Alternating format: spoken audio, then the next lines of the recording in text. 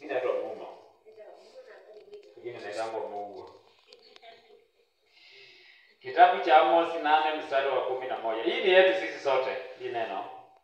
Angalia, siku zinakuja asema Mwenyezi Mungu, ambazo nitaleta njaa katika nchi.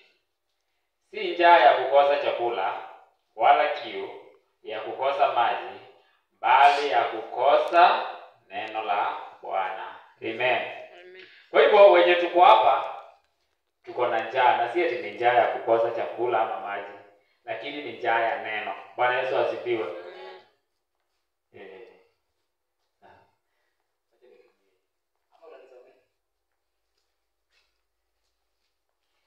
Si njaa ya kukosa maji ama chakula, ni njaa ya kukosa neno. Kwa hivyo wenye tuko hapa tumekosa neno, ndio sababu tumekutanika hapa, ndio sababu tumeacha vitanda zetu. Naambianga mayuthi wenzangu kwamba kulikuwa na watu wawili, Mary na Martha. Watu walifanya kitu mzuri mbele za Yesu. Mmoja akaingia jikoni, akaanza kutengeneza chai. Mwingine akaenda kusikia neno. Kwa hivyo wenye bado wamelala hawajafanya kitu mbaya. Ukisoma Zaburi 127 mstari wa 2 inasema Mungu anabariki watu wake wakiwa usingizini. Kwa hivyo bado hao wanabarikiwa pia, na sisi hapa tunabarikiwa. Neno la siku ya leo nataka tuangalie kutoka kitabu cha nabii Isaya mstari wa chapter 7. Nabii Isaya chapter 7, tuanzie hapo tu, tukishuka kidogo tutaona vile Mungu atataka. Hata ikawa katika siku za Azia mwana wa Yotham mwana wa Uzia mfalme wa Yuda, Rezini mfalme wa Shamu na Peka mwana wa Remalia mfalme wa Israeli wakapanda wakaenda Yerusalemu ili kupigana nao, lakini hawakuweza kushinda. Kisha watu wa nyumba ya Daudi wakaambiwa kwamba Shamu wamefanya mapatano na Efraimu, na moyo wake ukataaruki, na moyo wa watu wake kama miti ya mwituni itikizwavyo na upepo. Tutaendelea kutoka hapo. Wacha tuombe kwa ajili hiyo neno. Baba, nikushukuru, wewe ni mwema, mtakatifu wa Israeli. Baba, chukua sifa na shukrani Bwana. Mungu, umetuonekania katika mkesha wa leo Baba. Neno lako Mungu wa Mungu wacha ikabariki watu wako. Mungu wa Mungu, unasema neno lako ni upanga ukatao kuwili Baba. Wacha ikatukate mioyo yetu Mungu wa majeshi, kila kiovu kitoke na kile kizuri Mungu wa majeshi ukaweze kukipanda kichipuke. Kulingana na vile unatuambia katika hii kitabu tu Isaiah 43 Mungu wa Mungu. Tuonekanie na utabariki Bwana. Ni kwa Yesu Kristo nimeomba nikiamini. Amen. Biblia tunaona ikituambia hata ikawa katika siku za Azia mwana wa Yotham. Hao wafalme wawili walipatana wakaenda Yerusalemu ili kupigana nao, lakini hawakuweza kushinda. Bwana Yesu asifiwe. Kwa hivyo siku ya leo nimekuja kuongelea kuhusu Mungu kutuzuia mambo mengine. Ukisoma katika kitabu cha Hesabu 23 na 22, unaona wana wa Israeli walienda wakakaa mahali. Halafu mfalme Balaki akaita huyo Balaam akuja walaani. Lakini tunaona Mungu alishuka kuzuia hiyo laana isiingie. Mungu alishuka, lakini hata hakuambia wana wa Israeli angalieni kule kwa mlima kuna watu wametoa dhabihu wanataka kuwamaliza. Yeye mwenyewe alipigana hiyo vita. Bwana Yesu asifiwe. Na siku ya leo tunaona mfalme alikuwa mbaya sana. Hakuwa mtu mzuri, alikuwa mtu mbaya, lakini Mungu alimweza kumkinga. Aliweza kukinga Israeli wakati wake. Bwana Yesu asifiwe. Hao wafalme wawili wameshikana. Ati wanataka kwenda kumaliza Yuda. Ati wanataka kufanya maneno ambayo hayastahili. Lakini tunaona tutasoma hapo chini. Tunaambiwa hawakushinda. Hawakuweza kumiliki ule mji. Ile maneno yao haikufanyika. Bwana Yesu asifiwe. Watu wengi wamesimama katika njia zetu. Watu wengi wamesimama katika maisha yetu. Watu wengi wameongea maneno ambayo hayastahili katika njia zetu, lakini hawashindangi. Bwana Yesu asifiwe. Unapokua biashara pale, watu wanazunguka huku wanapiga zina maji ya hii mto ardhi, si nini hatuwezi ingia, lakini bado watu wanakuja. Bwana Yesu asifiwe. Watu kusimama katika njia zetu hawezi kuwa kizuizi.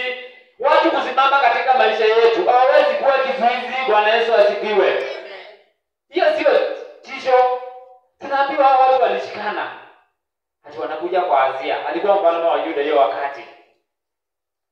Lakini tunaambiwa hakushinda. Na Azia alikuwa mfalme mbaya sana hiyo wakati wake. Ni mfalme hata alikuwa anatoa watoto wake, anawachoma na moto ndio ufalme wake usichukuliwe na mtu mwingine. Lakini Mungu aliweza kumshindania mahali ya pale. Kwa hivyo, kama siku ya leo na wewe unaona maisha yako si mazuri, Mungu hajasahau na wewe. Hebu sikia mstari wa 2. Kisha watu wa nyumba ya Daudi wakaambiwa kwamba Shamu amepatana mapatano na Efraimu. Na moyo wake ukataharuki na moyo wa watu wake kama miti ya mwituni itikiswavyo. Bwana Yesu asifiwe. Watu wengi najua tuko hapo. Tuko hapo kwa kutikizwa kama mti. Unaona mti unaenda hivi wakati mambo imekuwa magumu. Wakati mambo imekuwa imeenda mrama. Bwana Yesu asifiwe. Unaona unaenda kufungiwa nyumba. Sasa unaanza kusema utafanya nini? Sasa unaanza kutikiswa. Watu wengi hapo ndio tunaanza kufanya dhambi. Sisi nifanye nini? Hata saa hii naweza kuchukua mtu, si naweza fanya nini? Uko na biashara unaona inakaa ni kudidimia. Unaanza kusema ama niende si wapi? Niende nikachukue nini? Niongezee nguvu, nitafute si inaitwa prophetic tools. Bwana Yesu asifiwe.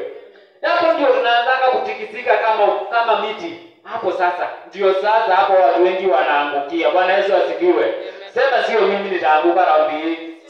Sio mimi. Bwana Yesu asifiwe. Ukianza kutingika kama mti, si kumaanisha Mungu amekuacha. Angalia wana wa Yuda, wameanza kutingika kama miti. Wanaanza kutaharuki wote, kutoka mfalme mpaka mtu wa chini, kwa sababu wafalme wawili wamepatana. Wafalme wawili wamepatana waweze kumaliza hii Yuda. Bwana Yesu asifiwe. Hawajaongea na Mungu.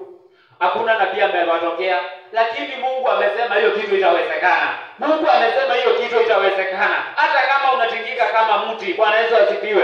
Hata wakati unatingika kama mti katika maisha yako, wacha kufikiria maneno ya kwenda kwa waganga, kutoka kwa zaidi ya Mungu. Kusema hiyo kanisa isaidii, nataka kwenda si kwa kanisa ingine. Hii kanisa nimeombewa mara. Bwana Yesu asifiwe. Amen. Unajua watu wengi wanakujanga kwa pastor. Pastor anajua umepatana na watu kama hao. Mtu anakuja, pastor niombee. Anaenda. Siku nyingine anakuja, pastor niombee. Unajua pastor yeye kwa akili anamwombea yeye anaenda. Lakini huyo mtu anahesabu, anaandika mahali. Tarehe 23 mwezi wa pili nikaombewa. Tarehe 1 nikaombewa. Imefika mara 10. Bwana Yesu asifiwe. Hiyo pastor simwamini sana. Wacha nitafute pastor mwingine. Bwana Yesu asifiwe. Kwa hivyo siku ya leo hata kama umeanza kutingika kama mtu wa mwituni, wa huku hii miti, kama umeanza kutingika kama nini? Bwana Yesu asifiwe. Usifikirie maneno mengine ambayo istahili. Usifikirie maneno mengine ambayo istahili. Watu wa Yuda wote walitingika sana, wakataharuki, wakaanza. Bwana Yesu asifiwe. Atuambiwa hata walililia Mungu, hawakumulilia. Hakuna pale Biblia inatuambia walienda mbele za Mungu. Mfalme mwenye alikuwa anafuata Yosefati ndiye alikuwa anaenda mbele za Mungu anamulilia. Anampelekea barua, anamwambia mfalme, angalia, Senakeribu ni huyu ananikujia. Hezekia anamwenda kwa mbele za Mungu. Mfalme, angalia barua ndio hii. Hebu angalia vile wamekutusi. Bwana Yesu asifiwe. Hakufanya chochote kama hiyo. Lakini tunaambiwa Mungu hata kama hakuambiwa chochote, hata kama wewe mwenyewe utaki kuambia Mungu kitu, Mungu anakushughulikia. Sikia mstari wa 3. Basi Bwana akamwambia Isaya, toka umlaki Ahazi, wewe na Shayashubu mwana wako, huko mwisho wa mfereji wa birika la juu, katika njia kuu ya uwanja wa Dobi, ukamwambie. Mstari wa 4, angalia ukatulie, usiongope wala usife moyo kwa sababu ya mikia hii miwili ya viga ili litokavyo moshi, kwa sababu ya hasira kali Rezeni na Shamu na mwana wa Remalia. Ukamwambie, angalia utulie, usiongope. Kwa hivyo tunaona Bwana anaambia Azia kupitia nabii Isaya, tulia. Bwana Yesu asifiwe. Na mimi usiku leo nakuja kukuambia tulia. Hata kama ndoa yako iko hai, tulia. Wacha kufikiria si huyu mtu ataniacha, tulipatanisha na nini, si nilikuwa nataka nini kwa huyu mtu. Bwana Yesu asifiwe. Hiyo ikutoke. Hiyo biashara unafanya hapa kinanie, unaona si wengine ni kama wanaendelea kukushinda. Wacha na hiyo maneno. Wewe angalia Mungu. Wewe uliza neno kwa Mungu. Bwana Yesu asifiwe. Wafalme watatu ni hao wanashuka wanaenda Edom. Wanaenda kushambulia hiyo mji. Hiyo ni Wafalme wa pili chapter 3. Wanaenda, maji inaisha. nauliza, na hapa hakuna mtu wa Mungu? Naambiwa hapa kuna kamzee kingine hapa kalikuwa kanashikia ndiye sini. Akasema hapo ndio nataka. Akakona neno la Mungu. Na hapo kamzee ndio kaliwaambia, kesho mtapata maji na hao watu mnaenda kuwaua hata mtawaua. Angalieni tu watakufa wenyewe. Bwana Yesu asifiwe. Kwa hivyo wewe angalia Mungu. Wewe angalia Mungu. Wacha kufikiria kwa akili zako. Wacha kufikiria mambo yako. Wacha kuwa na kiburi kwa Mungu. Bwana Yesu asifiwe. Ukisoma Kumbukumbu la Torati 32:5 tunaona tunaona wana wa Israeli walinenepa. Biblia inaandika vizuri. Walinenepa wakapiga Mungu teke. Wakaanza kufikiria maneno yao. Usifikirie kama maneno yako. Uliza maosia kwa Mungu. Uliza maosia kwa Mungu. Wewe wacha kushughulika na maneno ya watu. Wacha kushughulika na kitu chochote ambacho kinafanyika. Uliza Mungu. Bwana anaambia Isaya, wewe shuka kutana na huyo mtu. Mwambie atulie. Achana na hao watu. Hata kama wako na hasira aje. Watu wengine wanatuindukia katika maisha wakiwa na hasira. Bwana Yesu asifiwe. Kwa sababu maybe umepatiwa cheo. Umeanzisha biashara hujawahi kufanya. Hata kwa kanisa si umepatiwa nini? Umeambiwa sasa ndio utakuwa kwa master, ndio utaongoza nini? Watu wameanza kukuindukia na hasira. Yesu anaambia Isaya, wewe ndio umwambie atulie. Vita ni yangu. Bwana Yesu asifiwe. Vita si yetu. Vita ni ya Mungu. Vita ni ya Mungu. Wewe tumikia Mungu. Wewe fanya biashara. Wewe kaa kwa ndoa. Mungu atakupigania. Bwana Yesu asifiwe. Huyu anaitwa Azi alikuwa mtu mzuri. Alikuwa anaenda njia ya Yeroboamu. Mstari wa 5. Kwa kuwa Shamu amekusudia mabaya juu yako pamoja na Efraimu na mwana wa Remalia, wakisema, haya na tupande ili kupigana na Yuda na kuwasumbua, tukakomoe mahali tupate kuingia na kummilikisha mfalme ndani yake, huyo mwana wa Tabeli. Haya na tupande ili kupigana na Yuda na kuwasumbua. Bwana Yesu asifiwe. Kuna watu wamekuja katika maisha yetu kutusumbua tu. Huyu mtu hakuna kitu anataka. Bwana Yesu asifiwe. Huyu mtu hakuna kitu anataka, ni kubomoa tu mashimo. Anaingia katika ndoa yako, anakuchanganya. Anakuambia, unajua mzee wako wewe? Akienda kaulo maneno anafanya. Bwana Yesu asifiwe. Ameanza kutoboa tu shimo. Pale shule anaanza kukuchochea. Unajua yule rafiki yako bila anakusema mbaya huko nje. Bwana Yesu asifiwe. Huko ni kubomoa tu mashimo. Anakubomoa tu mashimo tu. Ili tu yaani kukuhuzunisha, kufanya tu taharuki kila wakati. Hauna amani. Bwana Yesu asifiwe. Tunaona hao wafalme tu walikuwa tuna mpango moja. Kusumbua wana wa Israeli, kubomoa mahali, alafu amibikishe mtu. Bwana Yesu asifiwe. Wachawi na wanganga wako na hiyo maneno, ndio wanatumia hiyo maneno wakati huu. Wanakuja tu wanatusumbua, wanamilikisha maisha mengine kwetu. Wanamilikisha magonjwa. Magonjwa mengine hata itokani na Mungu.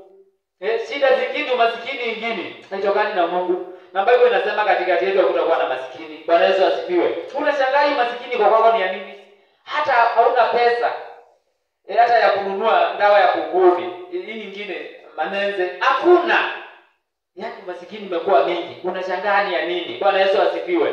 Kumbe si wewe, ni wachawi na wanganga na watu wa roho chafu wamemilikisha kitu. Wamemilikisha huyo mtu anaitwa Tabeli. Bwana Yesu asifiwe. Si wewe katika maisha yako, si wewe. Kuna mtu amemilikisha sura nyingine kwako. Hata ukitembea hivi, umeweka nguo chafu kama Joshua.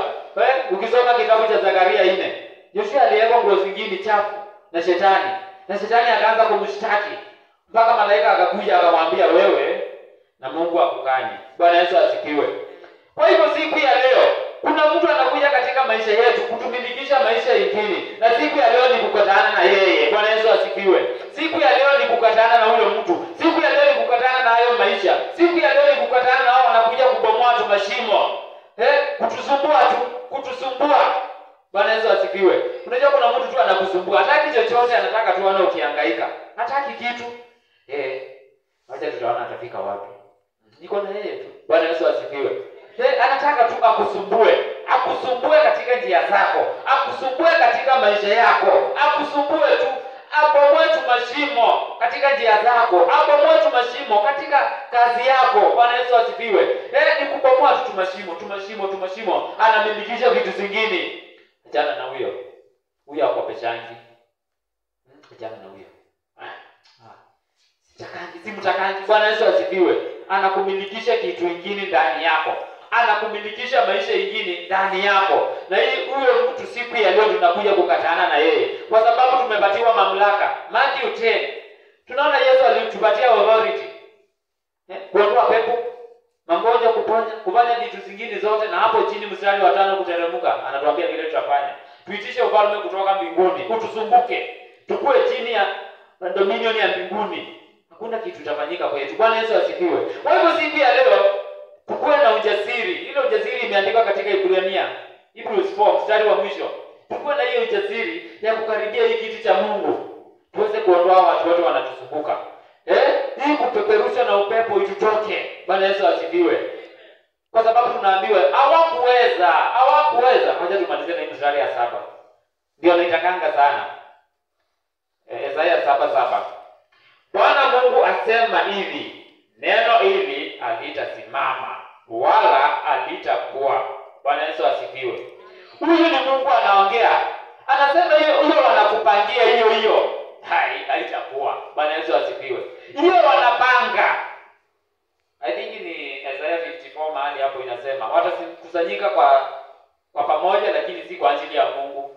Kwa hivyo hiyo kitu itafanyika. Bwana Yesu asifiwe. Hapa anaambia Isaiah, ambia Ahazi, hiyo kitu wamepanga haitawezekana. Hiyo kitu wameamua haitakuwa. Bwana Yesu asifiwe. Hiyo kitu wamekupangia haitakuwa siku ya leo. Hiyo kitu wamekupangia tukianza mwezi mwingine haitakuwa. Bwana Yesu asifiwe. Tukue na ujasiri ya kumaliza hii mwezi. Bwana Yesu asifiwe. Kitu ambayo imepangwa haitakuwa.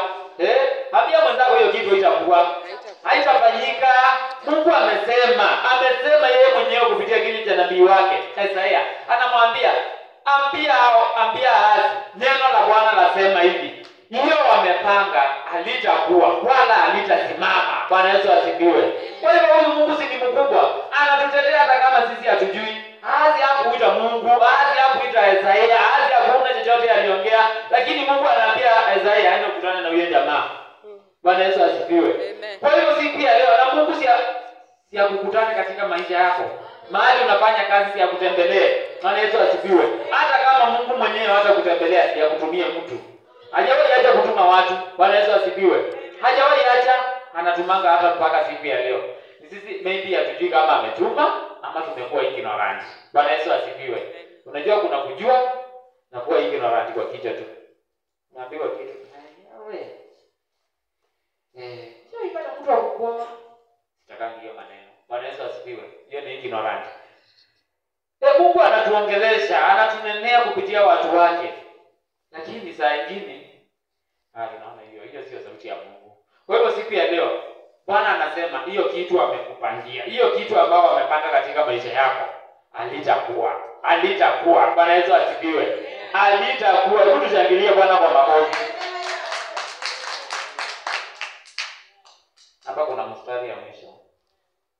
Mstari wa 9. Part B. Kwamba hamtaki kusandiki, bila shaka hamtathibitika. Kwa hiyo maneno Mungu amesema, kama hamtaki kuisandiki, hatutasaidika. Bwana Yesu asifiwe. Kwa hiyo tutoke hapa tukisandiki hiyo maneno Mungu ametuambia. Na hiyo maneno maombi ambayo tunaenda kuombewa na pastor inafanya kazi na inaanza kufanya dakika hii na kuendelea. Bwana Yesu asifiwe. Kwa hiyo tukitoka hapa tukue na imani tusandiki. Hiyo imefanyika, hiyo nimehubiri, ile pastor anatuombea na ile tumefanya hapa siku ya leo, hakika inaenda kufanya kazi. Kama hatutasandiki, hakuna kitu kitafanyika kwetu. Bwana Yesu asifiwe. Amen. Kwa hivyo kama hutasadiki chenye tumeongea, chenye tumehubiri, chenye tumeombeana, kesha yako imekuwa tu ni bei. Bwana Yesu asifiwe. Amen. Kwa hivyo nitapitisha hapo usiku wa leo. Mungu ni mwema. Amen. Na Mungu ni wa maajabu. Hebu tumshangilieni karibu cha pastor. Haleluya, haleluya, haleluya. Pigia Yesu makofi mara tena katika jina la Yesu. Bwana asifiwe. Amen. Mstari wake wa 7